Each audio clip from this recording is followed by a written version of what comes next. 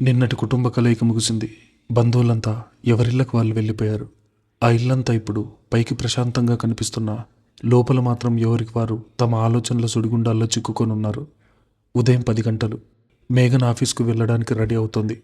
అద్దంలో తన ముఖం చూసుకుంది. నిన్న బంధువుల ముందు తనను తాను సమర్థించుకున్న తీరు, అరవింద్ను నిలదీసిన విధానం ఆమెకో విధమైన ధైర్యాన్నిచ్చిన లోపలెక్కడో ఒక మూలన సన్నని బాధ. ఎందుకు నా జీవితం ఇలా ఒక రణరంగంలో మారిపోయింది అని తనను తాను ప్రశ్నించుకుంది. సరిగ్గా అప్పుడే సంజన ఆమె గదిలోకి వచ్చింది. ముఖంలో ఏమాత్రం పశ్చాత్తాపం లేదు, పైగా ఓ రకమైన గర్వం. ఏంటి మేఘన, నిన్న బంధువుల ముందు అలా మాట్లాడావు? అమ్మ పరువు తీయడమే పనిగా పెట్టుకున్నావా అని అడిగింది సంజన వెటకారంగా. మేఘన తన హ్యాండ్ బ్యాగ్ను తీసుకుంటూ నెమ్మదిగా సంజన వైపు తిరిగింది. నీకు పరువు గురించి మాట్లాడే అర్హత లేదు సంజు. నీ తప్పు కప్పిపుచ్చుకోవడానికి నా మీద నింద వేసినప్పుడే నీ పరువు, నీ వ్యక్తిత్వం ఏంటో నాకు అర్థమైపోయింది. అయినా నువ్వు అరవింద్ బాబు ముందు దేవతలా నటించొచ్చు, కానీ నా ముందు కాదు. సంజన పళ్ళు కొరుకుతూ, అవును, నేను స్వార్థపరురాలనే అనుకో, కానీ నా ప్రేమ కోసం నేను ఏదైనా చేస్తాను. నిన్న అరవింద్ నా తప్పును కప్పిపుచ్చడానికి మధ్యలో ఎందుకొచ్చాడో తెలుసా? నన్ను ప్రేమిస్తున్నాడు కాబట్టి. ఈ ఇంట్లో అతని గుండెల్లో నాకంటూ ఒక స్థానం ఉంది. నీకేముంది మేఘన? అందరి ముందు అవమానాలు తప్ప అంటూ సూటిగా మేఘన గుండెల్లో గుణపొందించింది. మేఘన కళ్ళు చెమర్చాయి, కానీ వెంటనే కోపంతో ఆ కన్నీళ్ళు ఆపుకుంది. నీ ప్రేమ అనేది ఒక అబద్ధం మీద పునాది వేసుకుంది సంజు. అది ఏ క్షణమైనా కూలిపోవచ్చు. ఆ అరవింద్ నిన్ను ప్రేమిస్తున్నాడో లేక నీ ముసుగును ప్రేమిస్తున్నాడో త్వరలోనే తెలుస్తుంది. నా దారికి అడ్డురాకు అని చెప్పి విసురుగా బయటకు వెళ్ళిపోయింది మేఘన.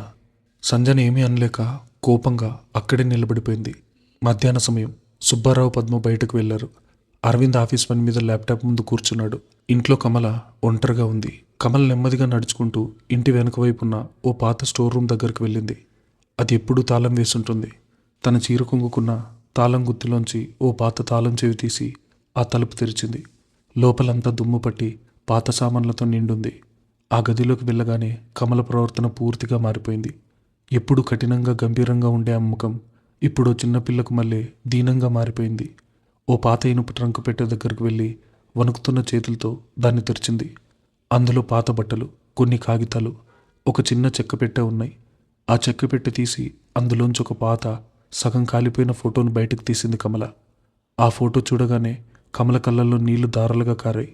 కమల గతంలో దాచుకున్న ఒక బాధాకరమైన నిజం ఆ ఫోటోలో బందీ అయి ఉంది. ఎందుకు నన్ను ఇలా మోసం చేశావు?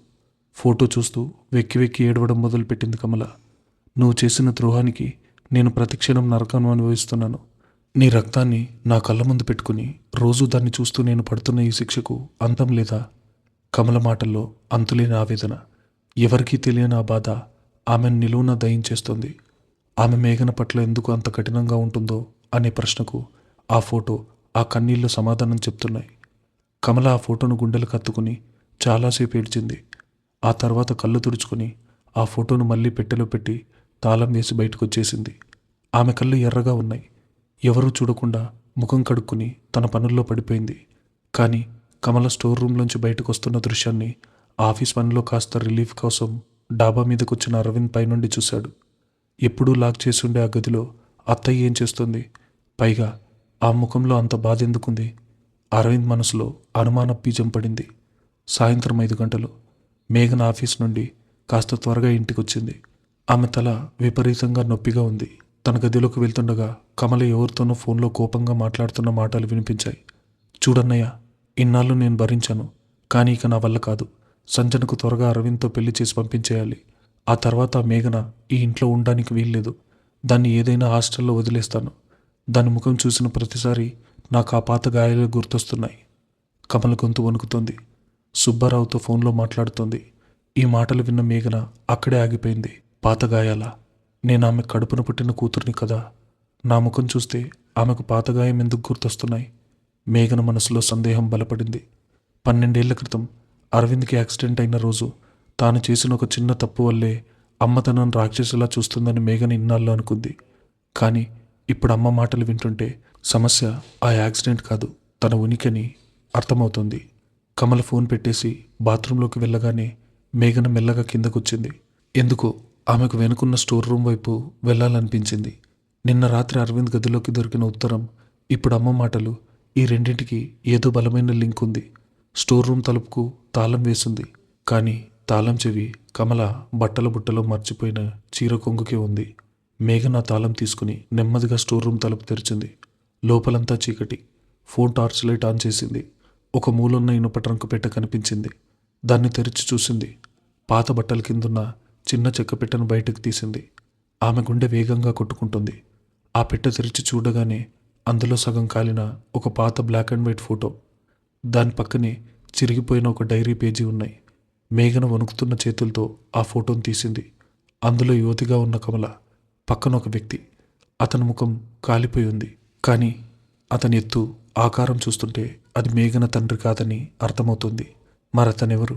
పక్కనే ఉన్న డైరీ పేజీని తీసి చదివింది మేఘన. అది కమల చేతిరాత. నువ్వు నాకు చేసిన మోసానికి, నా గొంతు కోసిన విధానానికి ఎప్పటికీ క్షమాపణ లేదు. నీ ద్రోహానికి నిలువెత్తు సాక్ష్యంగా ఈ ఇంట్లో నా కళ్ళ ముందే ఒక ప్రాణం తిరుగుతోంది. దాన్ని చూసిన ప్రతిసారి నన్ను నేను చంపుకోవాలనిపిస్తుంది. ఈ అక్షరాలు మేఘన మెదడును బ్లాక్ చేశాయి. ద్రోహానికి నిలువెత్తు సాక్ష్యం అంటే తనేనా? తన ముఖం చూస్తేనే అమ్మకు ఆ ద్రోహం గుర్తొస్తుందా? అంటే తాను కమల భర్త కూతుర్ని కాదా? లేక ఇంకేదైనా భయంకరమైన గతముందా? మేఘన గుండె పగిలిపోయేలా ఏడుపోస్తుంది. ఇన్నాళ్ళు కన్నతల్లి ప్రేమ కోసం పరితపించిన అమ్మాయికి తన తల్లి పాలిట ఒక శాపమని తెలియడం జీర్ణించుకోలేని నిజం. కమల గతంలో దాచుకున్న ఒక బాధాకరణమైన నిజం చిన్న క్లూగా బయటపడింది. సరిగ్గా అప్పుడే బయట కమల అడుగుల చప్పుడు వినిపించింది. ఎవరా గదిలో అంటూ అరుచుకుంటూ వస్తుంది. మేఘన కంగారుగా ఆ ఫోటో డైరీ పేజీని తన చున్నీల్లో దాచుకుని పెట్టెను మూసేసి తలుపు వెనుక దాక్కుంది. కమల గదిలోకి వచ్చి ఎవరూ లేకపోవడంతో గాలికి తలుపు తెరుచుకుందేమో అనుకుని తాళం సరిగ్గా వేసి వెళ్ళిపోయింది. మేఘన ఊపిరి పీల్చుకుంది. అక్కడి నుంచి తన గదిలోకి పరిగెత్తింది. తన గదిలోకి వెళ్ళి తలుపు వేసుకున్న మేఘన నేల మీద కూలబడిపోయి ఆ ఫోటోను, పేపర్ను చూస్తూ వెక్కి వెక్కి ఏడవడం మొదలుపెట్టింది. 12 ఏళ్ల ద్వేషం, అపార్థం ఇప్పుడు భయంకరమైన అస్తిత్వపు పోరాటంగా మారిపోయింది.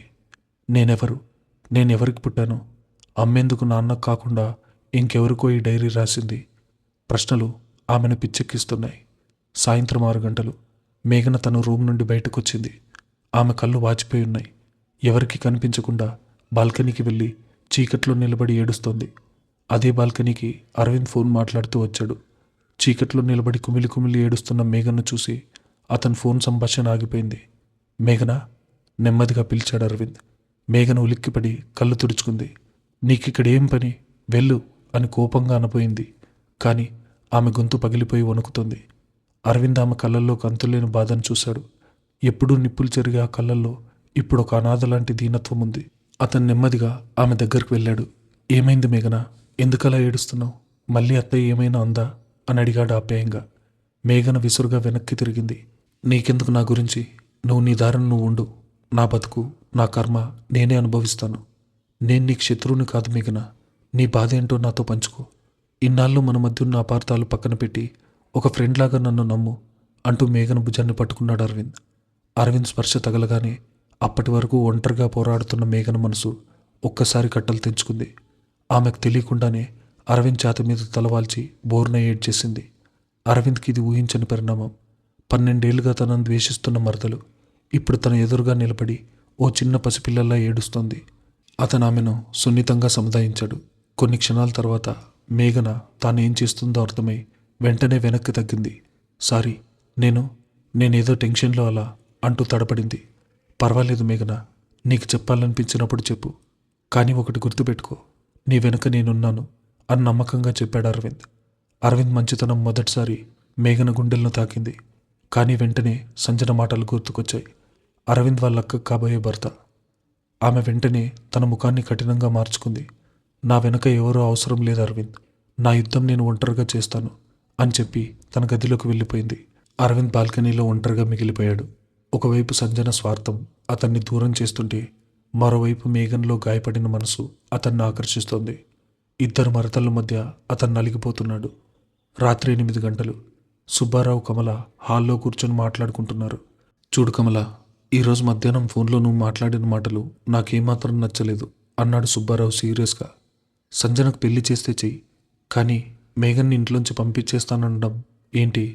అది నీ కూతురు, కడుపును పుట్టిన బిడ్డను ఎవరైనా అలా అంటారా? కమల కళ్ళు కోపంతో ఎర్రపడ్డాయి. నా కడుపును పుట్టిన మాట నిజమే అన్నయ్య, కానీ అది ఎవరి వల్ల పుట్టిందో నీకు కూడా తెలుసు కదా. ఆ రోజు జరిగిన ఆ మోసాన్ని, ఆ ద్రోహాన్ని నేనెప్పటికీ మర్చిపోలేను. మేఘన్ నడుస్తుంటే, మాట్లాడుతుంటే అచ్చం ఆ మోసగాడే నా కళ్ళ ముందు తిరుగుతున్నట్టుంది. నేను దాన్ని ప్రేమించలేను, నా వల్ల కాదు. ఈ మాటలు ఆ ఇంటి గోడలకు మాత్రమే వినిపించేలా మెల్లగా మాట్లాడారు. కానీ సుబ్బారావు నిట్టూరుస్తూ, కానీ ఇందులో ఆ పసిపిల్ల తప్పేముంది కమల? ఆ పాపం ఎవరిది? మేఘన మాత్రం ఏం పాపం ఎరగని పిల్ల. నువ్విలా దాని మీద ద్వేషం పెంచుకుంటూ రేపు దేవుడు కూడా నిన్ను క్షమించడు. అయినా ఈ నిజంగాని అరవింద్కి పద్మకు తెలిస్తే మన కుటుంబం పరువు ఏమవుతుందో ఆలోచించు అని హెచ్చరించాడు. అది ఎప్పటికీ బయటకు రాదన్నయ్య. ఈ నిజం నీకు నాకు దేవుడికి తప్ప ఇంకెవరికీ తెలీదు. నేను చచ్చే వరకు ఇది నా గుండెల్లో అగ్నిపర్వతంలా దాచుకుంటాను అని కమల గట్టిగా తీర్మానించుకుంది. కమల గతంలో దాచుకున్న ఈ రహస్యం కథలో అతిపెద్ద మలుపు కారణం కాబోతుంది. కానీ వాళ్ళకు తెలియని విషయం ఏంటంటే, ఆ రహస్యానికి సంబంధించిన మొదటి పేజీ ఇప్పటికే మేఘన చేతికి చేరింది. గదిలో ఉన్న మేఘన ఆ సగం కాలిన ఫోటోను, తన తండ్రి, తనను పెంచిన తండ్రి ఫోటోను పక్కన పక్కన పెట్టి చూస్తోంది. ఈ ఇద్దరికి ఎలాంటి సంబంధం లేదు. నా అసలు తండ్రి ఎవరు? అమ్మను అంతలా మోసం చేసింది ఎవరు? నా బతుకు ఓ అబద్ధం మీద ఆధారపడిందా? ఈ ప్రశ్నలకు సమాధానం వెతకాలని మేఘన్ నిర్ణయించుకుంది. ద్వేషంతో మొదలైన ఆమె ప్రయాణం ఇప్పుడు ఒక అస్తిత్వ పోరాటంగా, గతాన్ని తవ్వితీసే ఒక అన్వేషణగా మారింది. రేపటి రోజు ఆ ఇంట్లో మరింత ఉద్రిక్తత తీసుకురాబోతుంది. ఉదయం వాతావరణం ప్రశాంతంగా ఉంది, కానీ సంజన మనసులో మాత్రం ఒక తుఫాన్ చెలరేగుతోంది. నిన్న బాల్కనీలో అరవింద్ మేఘన్ను ఓదార్చడం, మేఘన అతని ఛాతి మీద తలవాల్చి ఏడవడం ఆమె కళ్ళ ముందు పదే పదే మెదులుతుంది. తన ప్రేమ కోటలో బీటలు వారుతున్నాయన్న భయం ఆమెను కుదురుగా ఉండనివ్వడం లేదు. అరవింద్ తన గదిలో ల్యాప్టాప్ ముందు కూర్చుని పని చేసుకుంటున్నాడు. సంజన 2 కాఫీ కప్పులతో నెమ్మదిగా లోపలికొచ్చింది. బావా, కాఫీ అంటూ టేబుల్ మీద పెట్టింది. అరవింద్ ల్యాప్టాప్ నుండి కళ్ళు తిప్పగానే, థ్యాంక్స్ సంజు అన్నాడు పొడిగా. సంజన వెళ్ళి తలుపు వేసి అతని కుర్చీ వెనుక నిలబడి అతని భుజాల మీద చేతులు వేసింది. అరవింద్ సున్నితంగా ఆమె చేతులను పక్కకు తీసి కుర్చీ కాస్త వెనక్కి జరిపాడు. ఈ చిన్న కదలిక సంజన గుండెల్లో గుణపం దించినట్టుగా అనిపించింది. ఏంటి బావా, ఇంకా నా మీద కోపం తగ్గలేదా? నిన్న రాత్రి బాల్కనీలో ఆ మేఘనకు మాత్రం నువ్వు బాగానే దగ్గరయ్యావు కదా? ఆ మాటల్లో అసూయ, అభద్రత స్పష్టంగా వినిపిస్తున్నాయి. అరవింద్ ల్యాప్టాప్ మూసేసి ఆమె వైపు సీరియస్గా చూశాడు. సంజు, ఇక్కడే నువ్వు తప్పు చేస్తున్నావు. మేఘన్ అంటే నీకెందుకంత ద్వేషం? తను నిన్న రాత్రి ఎంత డిప్రెషన్లో ఉందో, ఎంత బాధపడుతుందో నేను కల్లారా చూశాను. ఆమె మనసులో ఏదో పెద్ద గాయం ఉంది. దాన్ని అర్థం చేసుకోకుండా ప్రతిసారి ఆమెను శత్రువులా చూడటం కరెక్ట్ కాదు. అది నా శత్రువే బావా, సంజన గొంతు పెంచింది. నీకు తెలియదు దాని గురించి. దాని బాధ ఒక నటనే. నిన్ను నా నుండి దూరం చేయడానికే అది కొత్తగా ఇలా సానుభూతి నాటకం ఆడుతోంది. ప్లీజ్ బావా, దాని మాయలో పడకు. మనం ఒకరినొకరు ప్రేమించుకున్నాం. మన బంధం మరింత బలపడాలి, కానీ దాన్ని మధ్యలోకి తీసుకురాకు అంటూ బతిమాలుతున్నట్టుగా కన్నీళ్లు పెట్టుకుంది సంజన. కానీ ఈసారి సంజన కన్నీళ్లు అరవింద్ని కరిగించలేదు. సంజు, ప్రేమంటే కేవలం ఇద్దరు మనుషులు ఆకర్షించుకోవడం కాదు, ఇతరుల బాధను కూడా అర్థం చేసుకుని మనసుండటం. మేఘన్ను నేను ప్రేమిస్తున్నానని కాదు, కానీ ఆమె పట్ల మీ ఇంట్లో జరుగుతున్న వివక్షను నేను అంగీకరించలేకపోతున్నాను. ఇకపోతే మన పెళ్లి విషయం, దానికి ఇంకా టైం ఉంది అని చెప్పి రూమ్లోంచి బయటకు వెళ్ళిపోయాడు అరవింద్. సంజన రగిలిపోయింది. సమయం ఉందా? లేదు బావా, నేను ఈ ప్రేమను ఇంకా ఎంతకాలం దాచగలను? కుటుంబ పరువు, సాంప్రదాయాల భయం నన్ను వెనక్కి లాగుతున్నాయి, కానీ ఇక లాభం లేదు. ఎలాగైనా పెద్దల ముందు మన విషయాన్ని తేల్చేయాలి అని మనసులో గట్టిగా నిర్ణయించుకుంది సంజన. మధ్యాహ్నం 2 గంటలు. ఇంట్లో పెద్దవాళ్ళంతా భోజనాలు చేసి నిద్రపోతున్నారు. మేఘన్ తన గదిలో నేల మీద కూర్చొని ఆ పాత డైరీ పేజీని, సగం కాలిన ఫోటోను మళ్ళీ మళ్ళీ చూస్తుంది. నన్ను నేను చంపుకోవాలనిపిస్తుంది. అమ్మ రాసిన ఆ మాటలు ఆమెను ఇంకా బాధిస్తూనే ఉన్నాయి. అసలు ఆ ఫోటోలో ఉన్న వ్యక్తి ఎవరు? ఇంటికి సంబంధించిన పాత ఆల్బమ్స్ ఏమైనా ఉంటే బహుశా అందులో క్లూ దొరుకుతుందేమో అని ఆమె కనిపించింది. నెమ్మదిగా గదిలోంచి బయటకొచ్చి హాల్లో ఉన్న పాత బీరువా దగ్గరికి వెళ్ళింది. పైన అటకం మీద ఉన్న కొన్ని పాత పెట్టెలున్నాయి. ఒక చిన్న స్టూల్ వేసుకుని దాని మీద నిలబడి అటకం మీద ఉన్న ఒక పాత సూట్ కేసును లాగడానికి ప్రయత్నిస్తోంది మేఘన. కానీ ఆ సూట్ కేసు బరువుగా ఉండటంతో స్టూల్ కొద్దిగా కదిలింది. మేఘన బ్యాలెన్స్ తప్పుతుండగా వెనక నుండి 2 బలమైన చేతులు ఆమె నడుము పట్టుకుని కింద పడకుండా ఆపాయి. ఉలిక్కిపడి వెనక్కి చూసింది మేఘన. అరవింద్. ఆ క్షణం గాలి ఆగిపోయినట్టు అనిపించింది. ఇద్దరి ముఖాలు చాలా దగ్గరగా ఉన్నాయి. అరవింద్ కళ్ళల్లో మేఘన పట్ల ఒక రక్షణాభావం, మేఘన కళ్ళల్లో ఆశ్చర్యం.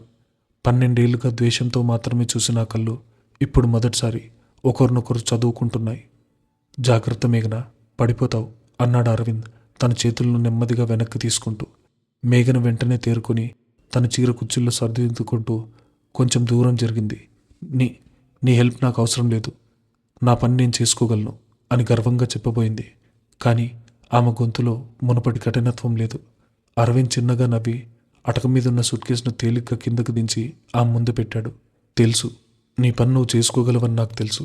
కానీ కింద పడితే దెబ్బలు తగులుతాయి కదా, అయినా ఈ పాత పెట్టెలో ఏముందని వెతుకుతున్నావు అని ఆసక్తిగా అడిగాడు. మేఘన కంగారు పడింది. తన గతం గురించి వెతుకుతున్నానని చెప్పలేక, అందులో నా పాత పుస్తకాలున్నాయి, నాకు అవసరం పడ్డాయి అని అబద్ధం చెప్పి ఆ సూట్ కేసును తీసుకుని గబగబా తన గదిలోకి వెళ్ళిపోయింది. అరవింద్ ఆమె వెళ్ళిన వైపే చూస్తూ ఉండిపోయాడు. మేఘన్లో ఏదో మార్పు వస్తుంది. నా పట్ల ఆమె ద్వేషం కరుగుతున్నట్టు అనిపిస్తుంది. కానీ దానికి కారణం ఏంటి, ఆమె మనసులో ఏముందో ఎలా తెలుసుకోవాలి అని ఆలోచిస్తూ తన గదిలోకి వెళ్ళాడు. సాయంత్రం 6 గంటలు. సన్నగా చినుకులు పడుతున్నాయి. వాతావరణం చాలా చల్లగా మారింది. మేఘన బాల్కనీలో ఒంటరిగా కూర్చునుంది. ఆమె కళ్ళల్లో ఒక శూన్యత, ఎవరి కోసం బతుకుతున్నానో తెలియని ఒక నిస్సహాయత. సరిగ్గా అప్పుడే అరవింద్ 2 కప్పుల వేడివేడి కాఫీతో అక్కడికొచ్చాడు. ఒక కప్పును ఆ ముందు చిన్న టేబుల్ మీద పెడుతూ, వర్షంలో కాఫీ తాగితే ఆ ఫీల్ వేరుగా ఉంటుంది, ట్రై చేస్తావా అని అడిగాడు. మేఘన కాఫీ కప్పును వింతగా చూసింది. ఈ ఇంట్లో ఆమెకు కాఫీ ఇచ్చి ఆప్యాయంగా పలకరించే వాళ్ళు ఎవరూ లేరు. ఇన్నాళ్ళు తను శత్రువుగా చూసిన వాడే ఇప్పుడు తనకు దగ్గరగా వస్తున్నాడు. ఆమె ఏమీ మాట్లాడకుండా కప్పు తీసుకుని చిన్న సిప్ చేసింది.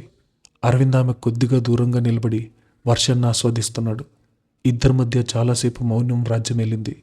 కానీ ఆ మౌనం మునుపట్ల ఇబ్బందికరంగా లేదు, ఓ రకమైన ప్రశాంతతనిస్తోంది. మేఘన, నిన్న రాత్రి బాల్కనీలో నువ్వెందుకలా ఏడ్చావో నేను అడగను. కానీ నీ కళ్ళల్లో ఉన్న భయం నేను చూశాను. నువ్వు ఏదో కోల్పోయినట్లు, ఏదో వెతుకుతున్నట్టు నాకు అనిపిస్తుంది. మౌనాన్ని బద్దలు కొడుతూ అన్నాడు అరవింద్. మేఘన కాఫీ కప్పును టేబుల్ మీద పెట్టి నిట్టూర్చింది. నువ్వు ఊహించలేని నరకంలో ఉన్నాను అరవింద్.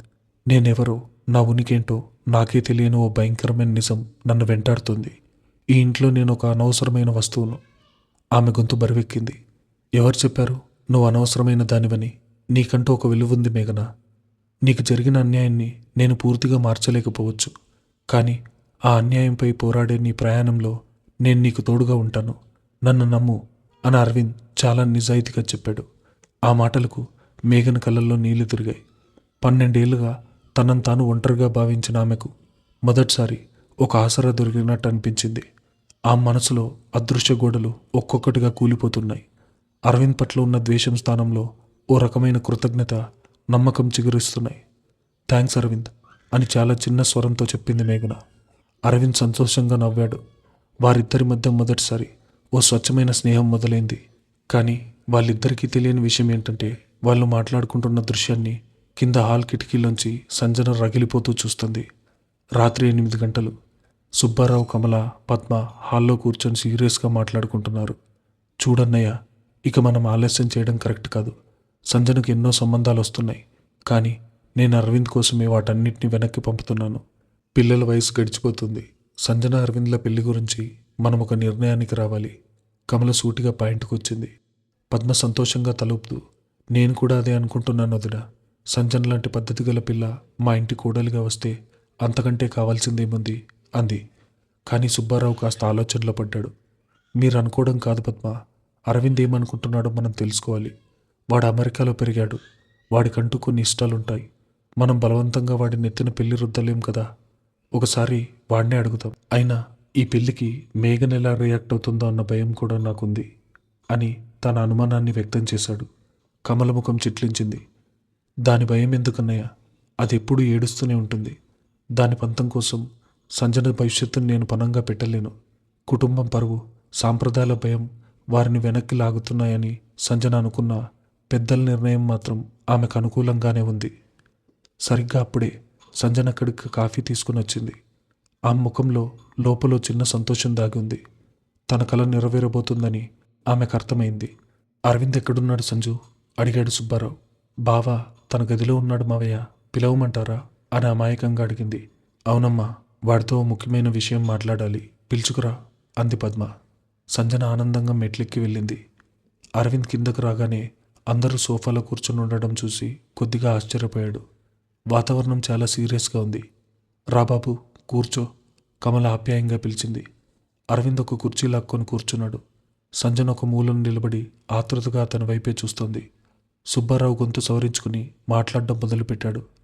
అరవింద్, నువ్వు ఇండియాకు వచ్చి సెటిల్ అవ్వాలని నిర్ణయం తీసుకున్నావు.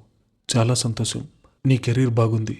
ఇక నీ జీవితంలో సెటిల్ అవ్వాల్సిన ఇంకో ముఖ్యమైన విషయం ఉంది. అరవింద్కు విషయం అర్థమైపోయింది. అతని గుండె వేగం పెరిగింది. నీకు పెళ్లి చేద్దామని నేను, మీ మమ్మీ, మీ అత్తయ్య ఒక నిర్ణయానికి వచ్చాం. బయట ఎక్కడో సంబంధాలు చూడటం ఎందుకు? మన సంజన ఉంది కదా, మీ అత్తయ్యకు కూడా ఈ సంబంధం ఎంతో ఇష్టం. సంజన అంటే మాకు ప్రాణం. నీ అభిప్రాయం ఏంటో ఒక మాటలో చెప్తే రేపే నిశ్చితార్థం ముహూర్తాలు పెట్టిద్దామని అనుకుంటున్నాం అని ఒకే ఊపిరితో చెప్పేశాడు సుబ్బారావు. గదిలో పిన్ డ్రాప్ సైలెన్స్. సంజన కళ్ళల్లో ఆశ, ఆనందంతో మెరుస్తున్నాయి. కమల, పద్మ ఆతృతగా అరవింద్కు సమాధానం కోసం ఎదురు చూస్తున్నారు. కానీ అరవింద్ నోటి నుండి వెంటనే మాట రాలేదు. ఒకప్పుడు ఈ క్షణం కోసమే అతను ఎంతగానో ఎదురు చూశాడు. అమెరికా నుండి ఇండియాకు తిరిగి వచ్చింది కూడా ఈ క్షణం కోసమే. కానీ ఇప్పుడు అతని మనసులో సంజన పట్ల మునుపట్లాంటి స్వచ్ఛమైన ప్రేమ లేదు. ఆమెలోని స్వార్థం, ఆమె ఆడిన అబద్ధాలు అతని మనసును విరిచేశాయి. అంతేకాదు, నిన్న బాల్కనీలో ఏడ్చిన మేఘన కన్నీళ్లు, ఈరోజు వర్షంలో ఆమెతో తాగిన కాఫీ, ఆమె పట్ల గుండెల్లో మొలకెత్తిన ఒక తెలియని కొత్త భావన, ఇవన్నీ అతని మెదడులో సుడిగుండాల్లో తిరుగుతున్నాయి. అతను నెమ్మదిగా తలెత్తి సంజన వైపు చూశాడు. ఆమె ముఖంలో పెళ్లి చేసుకోబోతున్నానన్న స్వార్థం, గర్వం కనిపిస్తున్నాయి. ఆ తర్వాత అతని చూపు యాదృచ్ఛికంగా మెట్లపైకి వెళ్ళింది. అక్కడ రైలింగ్ పట్టుకుని కిందకు చూస్తోంది మేఘన. మేఘన కళ్ళల్లో ఎప్పుడూ ఉండే కోపం లేదు, కానీ ఒక రకమైన అదృశ్య ఆవేదన, జాలి ఉన్నాయి. ఈ ఇంటికి బలైపోతున్న ఇంకో ప్రాణం అన్నట్టుగా ఆమె అరవింద్ వైపు చూస్తుంది. ఏంటి బాబు సైలెంట్గా ఉన్నావు? నీకు సంజన ఇష్టమే కదా, ధైర్యంగా చెప్పు సుబ్బారావు మళ్ళీ అడిగాడు. కమల చిరునవ్వుతో, వాడికి మా సంజన అంటే ఎందుకు ఇష్టం ఉండదన్నయ్య, చిన్నప్పటి నుంచి కలిసే పెరిగారు. ఏరా అరవింద్, నీకు సమ్మతమే కదా అని సమాధానం కూడా తనే చెప్పేసింది. అరవింద్కి ఊపిరాడటం లేదు.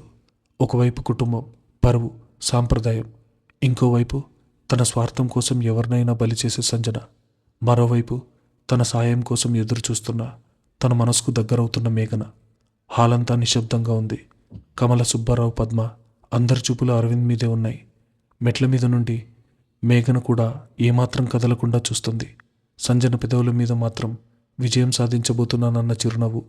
సుబ్బారావు మరోసారి అడిగాడు, ఏరా అరవింద్, నీ నిర్ణయం ఏంటో చెప్పు. సంజన్ను పెళ్లి చేసుకోవడం నీకు ఇష్టమేనా?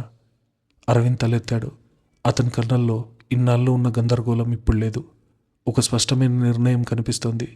అతను మెల్లగా గొంతు సవరించుకుని మాట్లాడడం మొదలుపెట్టాడు. సంజన అంటే నాకు ఇష్టమే, కానీ ఇప్పుడు పెళ్లి చేసుకునే పరిస్థితుల్లో నేను లేను.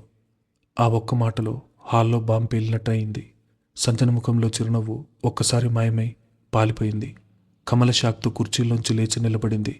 మెట్ల మీదున్న మేఘన కళ్ళల్లో కూడా ఒక చిన్న ఆశ్చర్యం. ఏంటి బాబు నువ్వు మాట్లాడుతున్నది? సంజన అంటే ఇష్టం అంటున్నావు, కానీ పెళ్లి చేసుకోనంటున్నావు? పద్మ కంగారుగా అడిగింది. పెళ్లి చేసుకున్నాను నేను అనలేదమ్మా, ఇప్పుడు చేసుకోనంటున్నాను, అరవింద్ స్థిరంగా చెప్పాడు. ఈ ఇల్లు ఇప్పుడు ఓ కుటుంబంలా లేదమ్మా, ఓ రణరంగంలా ఉంది.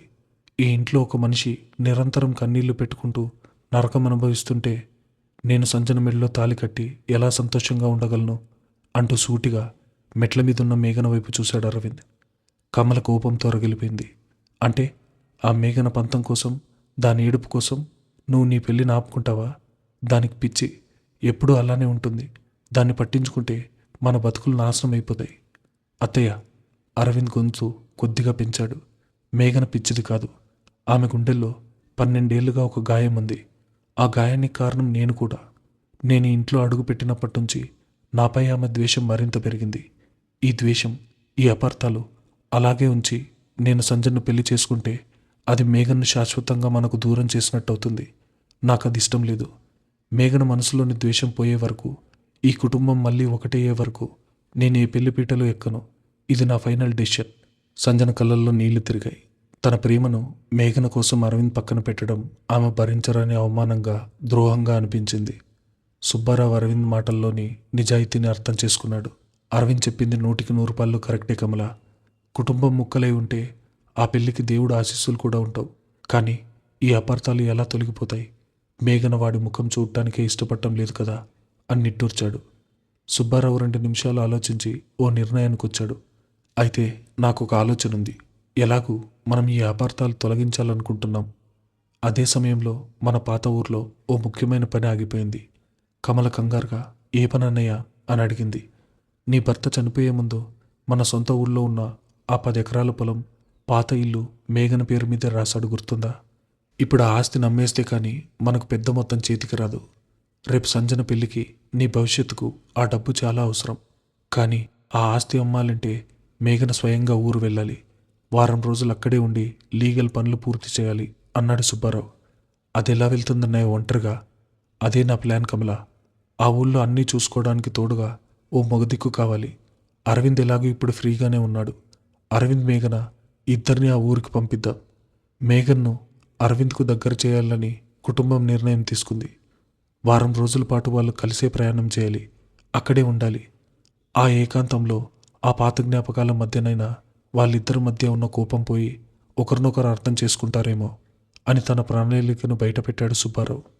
పరిస్థితి ఒత్తిడితో మేఘన అరవింద్లను దగ్గర చేసేలా కుటుంబం ఒక ప్రణాళిక వేస్తోంది.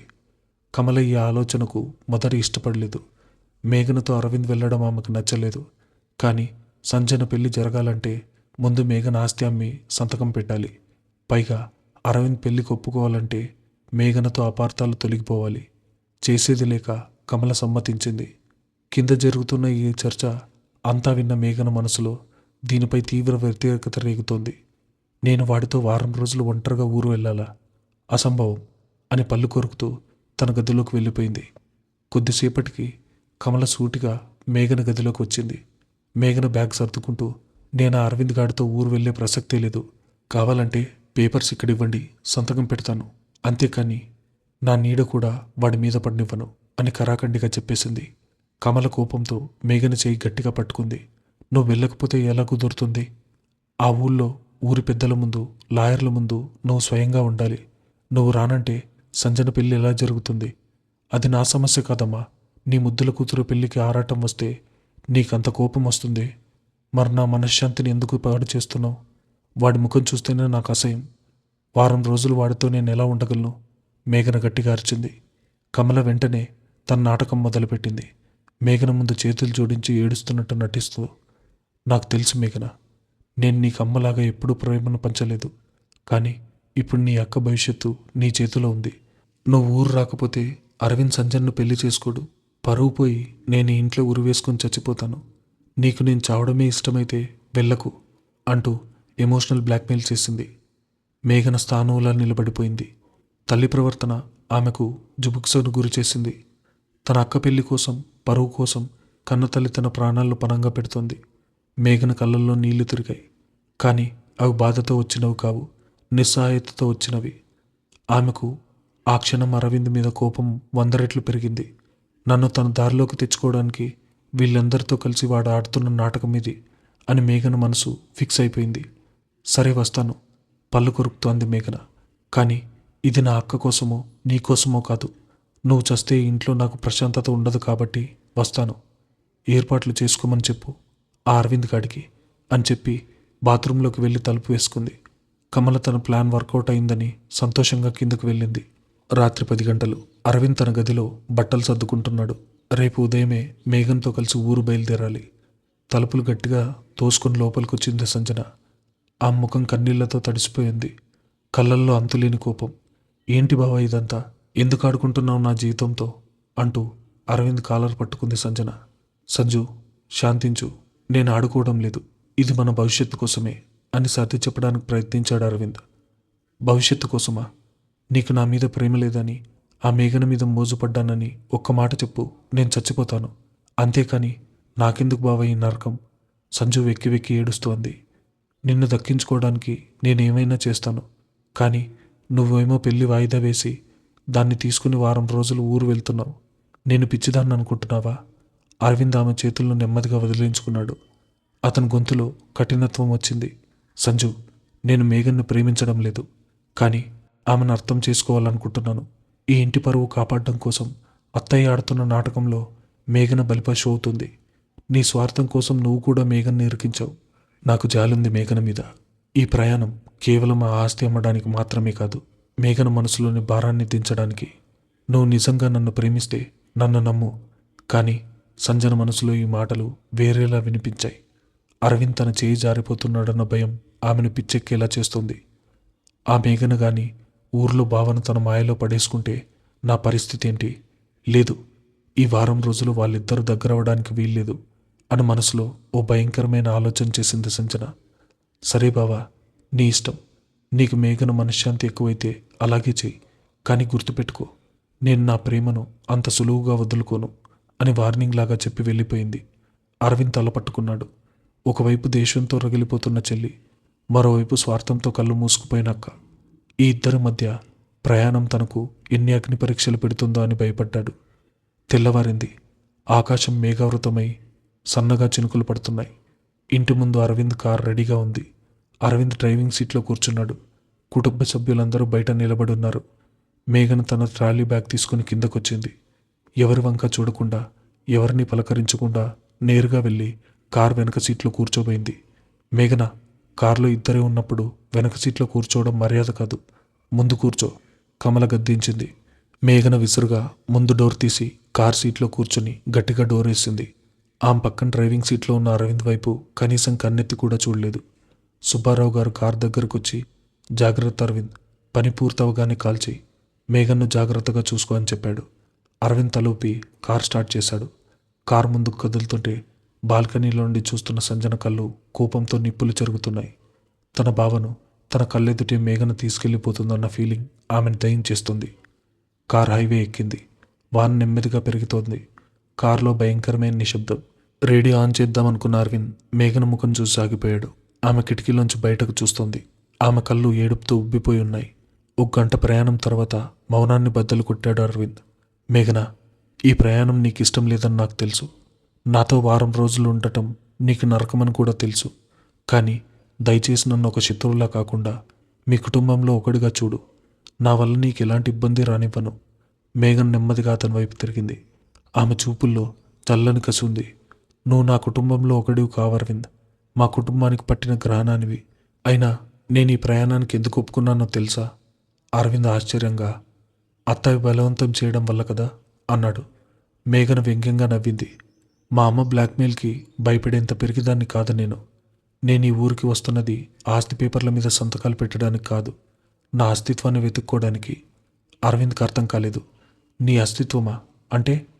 మేఘన తన హ్యాండ్ బ్యాగ్లోంచి ఆ సగం కాలిపోయిన ఫోటోను, డైరీ పేజీని తీసి అరవింద్ ఒడిలో పడేసింది. అరవింద్ కారును రోడ్డు పక్క కాపి ఆ ఫోటోను, పేజీని చేతిలోకి తీసుకున్నాడు. అది చదివాక అతని ముఖం షాక్తో పాలిపోయింది. అర్థమైంది అరవింద్, ఇన్నాళ్ళు నా మీద ద్వేషానికి కారణం నువ్వు కింద పట్టమే అని నువ్వు అనుకున్నావు. నేను అదే అనుకున్నాను. కానీ అసలు నిజం అది కాదు. నా బతికే ఒక అబద్ధం. ఆ ఫోటోలో ఉన్న వ్యక్తి ఎవరో, నన్ను చూస్తే నా కన్నతల్లికి ఎందుకు ద్రోహం గుర్తొస్తుందో నాకు తెలియాలి. ఈ రహస్యాలన్నీ ఆ ఊర్లో పాత ఇంట్లోనే పుట్టాయి. వాటి సమాధానాలు వెతుక్కోవడానికే నేను వస్తున్నాను. మేఘన గొంతులో ఓ భయంకరమైన నిశ్చయం ఉంది.